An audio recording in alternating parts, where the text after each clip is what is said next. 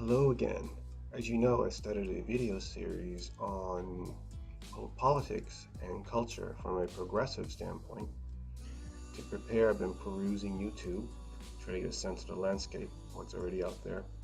I'm a geographer by vocation, and I love to explore politics as well as many other things. I hope to provide some clarity as to the latest political hat fashion of the day. Speaking of, it's been suggested that I use props to jazz up my video. Sounds good to me. Let's give it a go. Since we'll be discussing hats,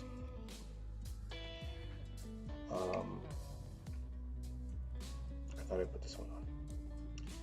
I gave it some thought, and considering the nasty political climate today, I thought this would work. What can I say? It's a hard hat. You know, a worker's hat. Keeps your head safe. At this point, the best hat that fits me will probably be Social Democrat. Not a bad way to go. Well, mostly. I still have a bit of Lefty Libertarian in me. I also consider myself a progressive. And so what does that all really mean? What is a Social Democrat? Why worry about political identity at all? Many studies conclude that people vote more based on the hats that they wear, Democrat, Republican, with their group, essentially, rather than the issues themselves. You could say that all politics are, by some measure, identity politics. I've noticed that a lot of people want me to wear a different hat.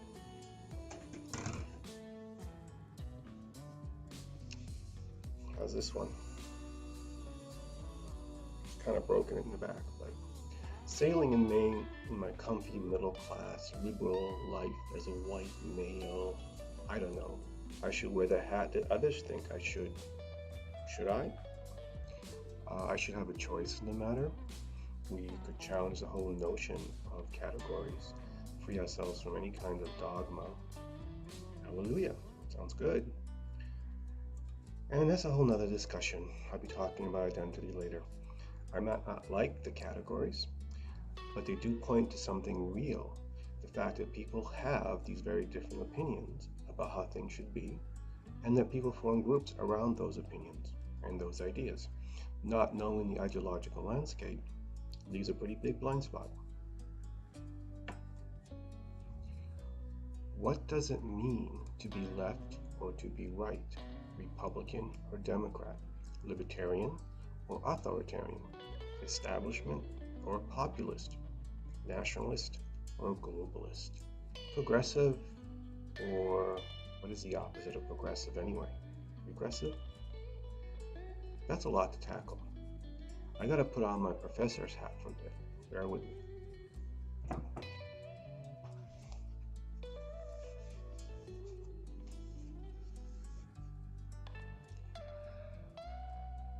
Yeah, professor's hat.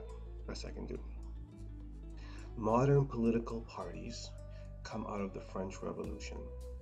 The Republican revolutionaries were so incensed by the royalty hats that they chopped up entire heads.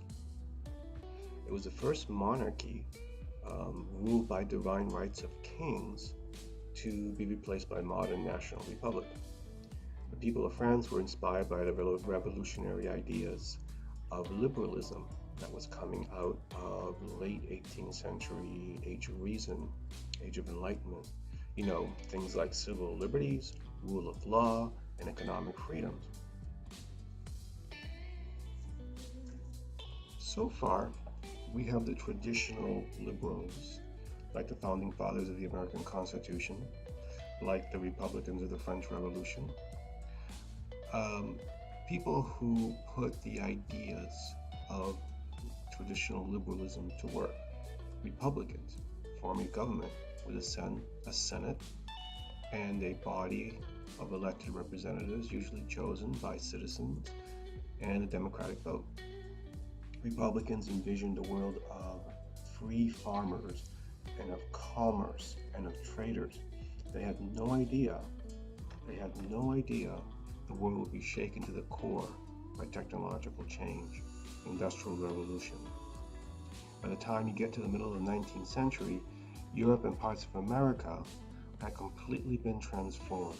The free merchants were accumulating great wealth, and farmers were turning into laborers who had no rights and no freedoms. New European revolutionaries challenged that new order. Workers united in unions, inspired by people like Karl Marx, to throw off their chains. They sought a new social order, socialism. Socialism is when the state replaces capitalism and takes control of the economy. Today, the words communism and socialism have come to mean the same thing and usually are used interchangeably. Other than Russia, however, socialism didn't take in the world.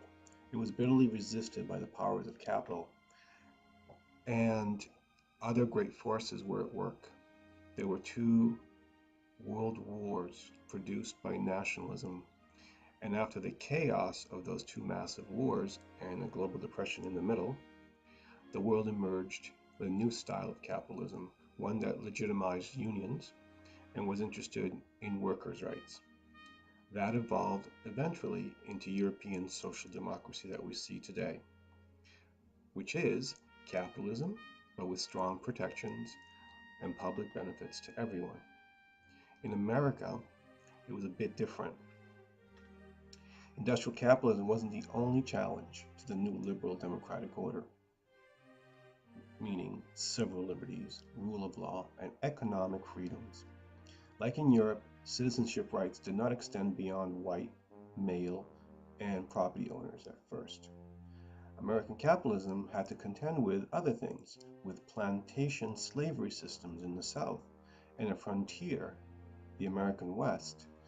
All of this as wave after wave of new immigrants from a European crisis filled the coastal cities.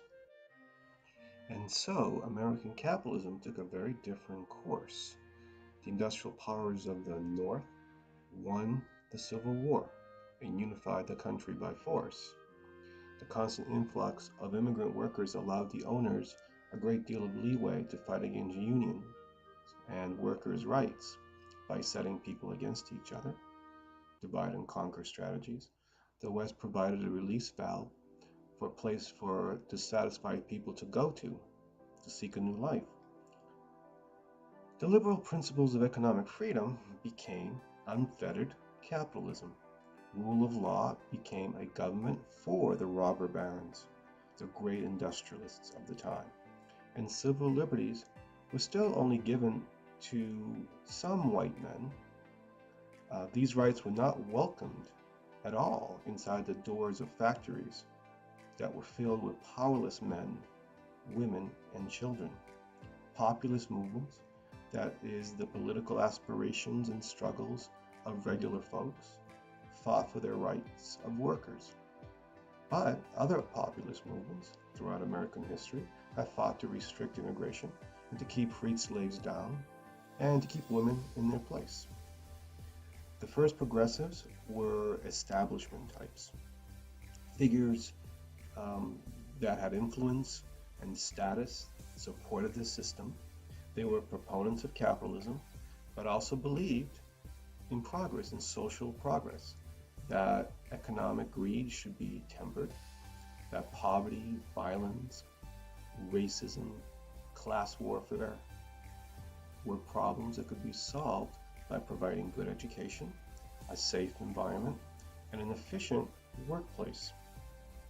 So to do all this one idea was to use government.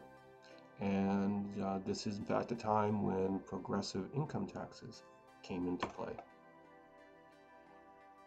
All the changes were on the margin of capitalism. The capitalist order reigned supreme. The 1920s was the heyday of the robber baron age, and the government remained firmly in their camp. But it all came crashing down in the Great Depression. The door opened for social democracy in the United States. Unions were made legit, incorporated into the establishment. Social Security and other benefits meant to deal with social problems and deep poverty were introduced. Capitalism was reined in by regulation. Social democracy began to incorporate a wider sense of social justice a little bit later, beyond just the working class issues. It began to include one movement after another that fought for universal equal rights. In the 60s, the Great Society programs of Lyndon Johnson were an effort to really create a kind of social democratic system in the United States. The word liberal took on its new modern meaning at that time. Government fostering social progress through benefits and welfare programs.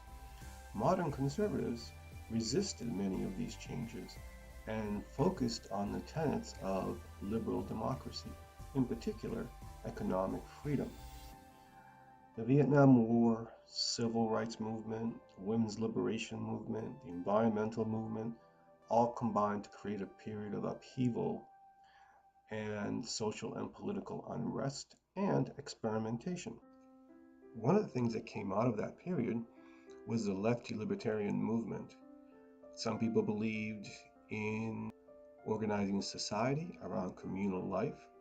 They were staunchly opposed to anything big corporations, big government, and so on, any kind of bureaucratic control. Some call them hippies. Most libertarians you see today, however, on YouTube and other places, are of a different kind. Not at all like the hippie movements of the 60s. They favor individualism over communal ties, and are especially hostile to big government at all in many cases. You might hear things like taxation is theft, a real strong concern around gun rights and the Second Amendment is what defines libertarians in this regard. The path towards social democracy stalled when Reagan came into power, and since then the country has resisted adding new social programs, like for example, public universal health care. Many of the social democratic policies have been weakened since that time, like the welfare system. New populist movements on the right have entered the scene as well, like the Tea Party. Later, populism began to grow on the left as well. Occupy Wall Street, the 99% movement. These are the movements that have come to be considered progressive today. Unlike progressives of the past, these folks tend to be strongly anti-establishment. Lastly, the Trump movement. To give this phenomena credence and the time it deserves, I will post a video devoted just to how this movement came about. For now, I think it's time to get some fresh air. Here's my hat. Thank you.